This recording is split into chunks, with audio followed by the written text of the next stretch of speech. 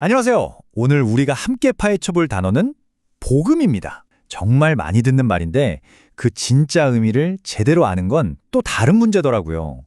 이 복음이란 게 어떻게 인간의 노력에서 신의 은혜로 관점이 확 바뀌는 건지 그 핵심을 한번 제대로 짚어보겠습니다.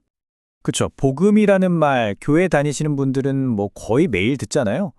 근데 막상 그래서 복음이 정확히 뭐야? 라고 누가 물어보면 뭐라고 딱 부러지게 설명하기가 쉽지 않아요. 오늘 바로 그 질문에 대한 답을 한번 같이 찾아가 보려고 합니다. 자, 그럼 가장 기본적인 것부터 시작해 볼까요? 복음, 한자 그대로 풀면 복된 소리, 기쁜 소식이란 뜻이죠. 영어로도 굿뉴스고요. 근데 여기서 진짜 중요한 질문이 생기는 거예요.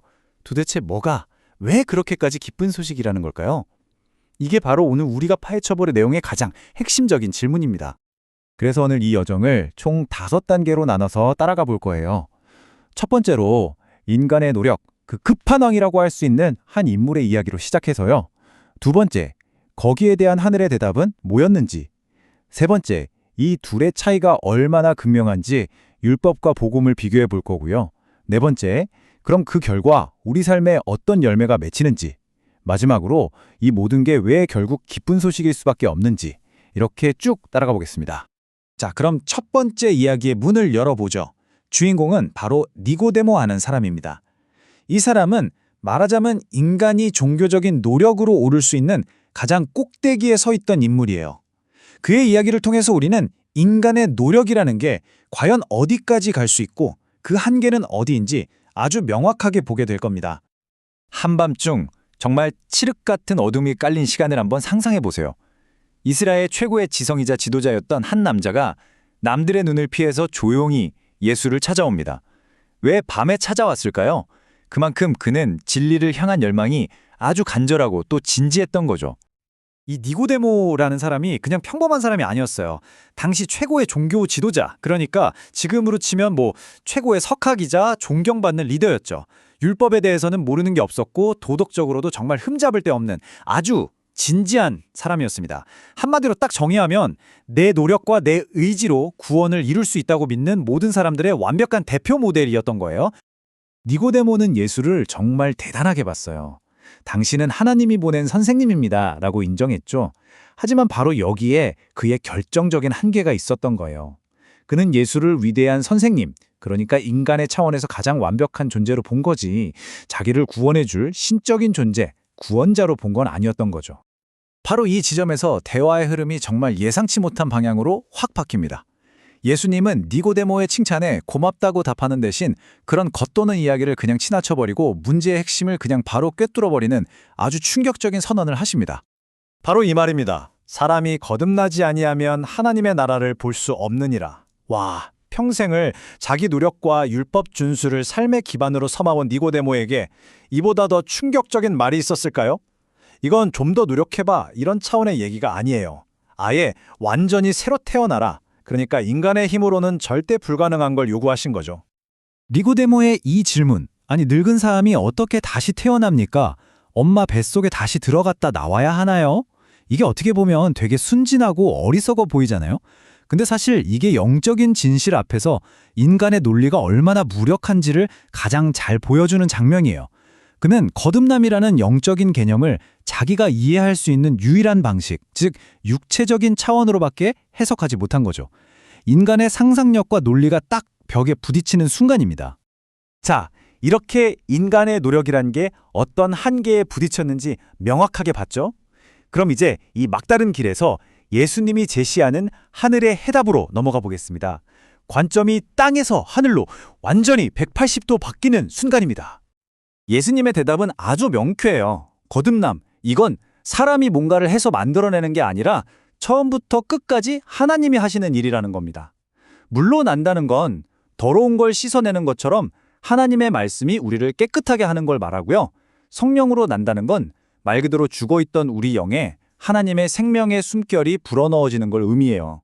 이건 내 결심이나 노력이 아니라 하늘로부터 주어지는 완전히 새로운 탄생인 거죠. 이 바람의 비유 정말 기가 막히지 않나요? 우리가 바람이 어디서 불어와서 어디로 갔는지 알 수도 없고 컨트롤할 수도 없잖아요. 그것처럼 이 영적인 거름남이라는 것도 인간의 계획이나 예측, 통제를 완전히 벗어난 전적으로 하나님의 주권에 달린 일이라는 걸 강조하는 거예요. 내가 마음 먹는다고 되는 게 아니라는 거죠. 자, 바로 이 지점에서 구원에 대한 완전히 다른 두 길이 선명하게 드러납니다. 하나는 인간의 노력, 즉 율법의 길이고요. 다른 하나는 신의 은혜, 즉 복음의 길이죠. 이 두 세계관이 어떻게 다른지 한번 제대로 비교해 보겠습니다. 어쩌면 오늘 설명에서 가장 중요한 슬라이드일 수도 있겠네요. 왼쪽의 율법주의는 출발점이 나예요. 내가 뭘 해야 하고, 내가 뭘 지켜야 하고, 내가 뭘 이뤄내야 하는 종교죠. 반면에 오른쪽의 복음은 출발점이 하나님입니다. 하나님께서 이미 다 이루셨다는 그 사실에서 시작하는 관계예요. 그러니까 하나는 내가 낑낑대고 올라가야 하는 사다리 같은 거라면 다른 하나는 그냥 나에게 주어진 선물 같은 거죠.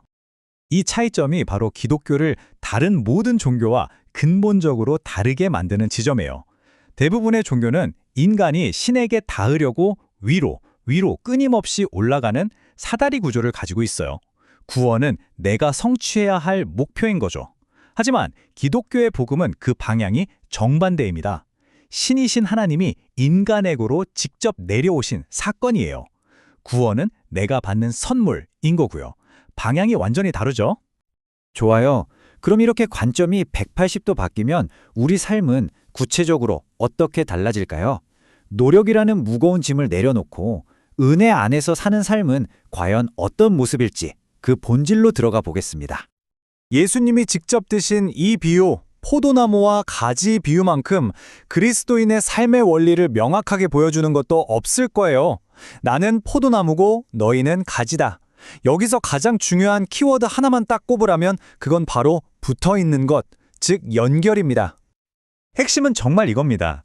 가지가 열매를 맺으려고 막 애쓰고 용쓰지 않잖아요. 가지가 할 일은 딱 하나, 그냥 나무에 딱 붙어있는 거예요. 그러면 생명력이 공급되어서 열매는 저절로 아주 자연스럽게 열리게 되죠. 우리 삶의 좋은 열매들도 마찬가지라는 거예요. 내 노력의 산물이 아니라 그냥 연결의 자연스러운 결과라는 거죠. 자, 그래서 우리는 이런 결론에 도달할 수 있습니다. 우리가 흔히 말하는 선한 행실, 착한 삶, 이런 것들은 구원을 얻기 위한 조건이나 자격증이 아니라는 거예요. 그게 아니라 이미 하나님의 은혜로 구원받고 새로운 생명을 얻은 사람에게서 나타나는 아주 아름답고도 필연적인 결과라는 겁니다. 이 원인과 결과의 순서, 이게 절대로 뒤바뀌면 안 됩니다. 자, 이제 거의 다 왔습니다. 지금까지 우리가 살펴본 이 모든 조각들을 하나로 모아서 큰 그림을 완성할 시간이에요. 왜 이 모든 이야기가 결국 복음, 즉 기쁜 소식이라는 한 단어로 모이는지 그 이유를 명확하게 정리해 보겠습니다.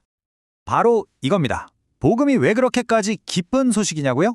그건 바로 구원이라는 문제, 즉 우리 힘으로는 도저히 해결할 수 없었던 그 불가능한 일을 하나님께서 우리를 대신해서 직접 다 이루셨기 때문입니다.